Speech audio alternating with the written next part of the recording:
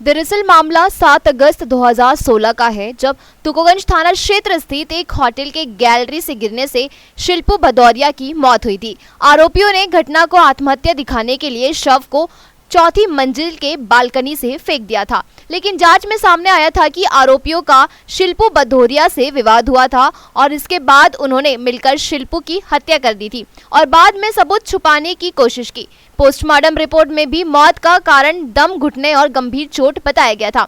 मामले में 3 आरोपियों में आशुतोष, नीरज और शैलेंद्र को दोषी ठहराते हुए कोर्ट ने आजीवन कारावास और जुर्माने की सजा दी है। अदालत ने अपने फैसले में प्रस्तुत साक्ष्य, मेडिकल रिपोर्ट और 28 गवाहों के बयानों के आधार पर आरोपियों पर अपराध सिद्ध किया है। करीब 10 साल पुराने इस मामले में अब जाकर फैसला आया है। ग्वालियर की छात्रा शिल्पू भदौरिया की हत्या के बाद यह मामला काफी चर्चाओं में भी रहा था।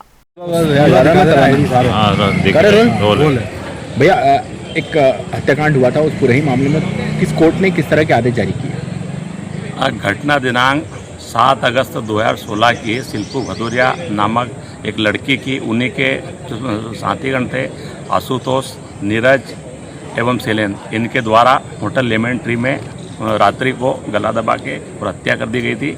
उसके बाद में उसकी जो लाश थी उसे ऊपर से फेंक दिया गया था, जिसमें कि उसकी मृत्यु हो गई थी।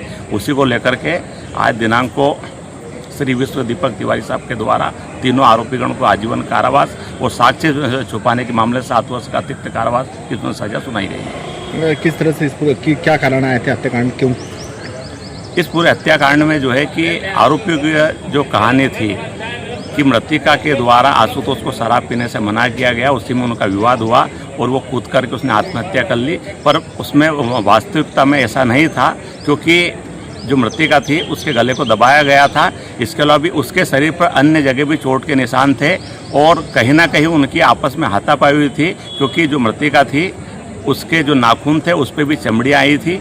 तो उस आधार पर कुछ आपत्तिजनक वस्तु वहाँ पे मिली थी, उसी आधार पर कोर्ट ने सब कुछ देखते हुए आजीवन कारावास की सजा सुनाई है। टोटल कितने गवाह हुए कोर्ट के समक्ष? इस पर टोटल 29 गवाह हुए और 2016 से लगा के अभी तक प्रकरण विचाराधीन था। एक आरोपी जो आशुतोष था उसकी अभी तक जमानत नहीं हुई थी।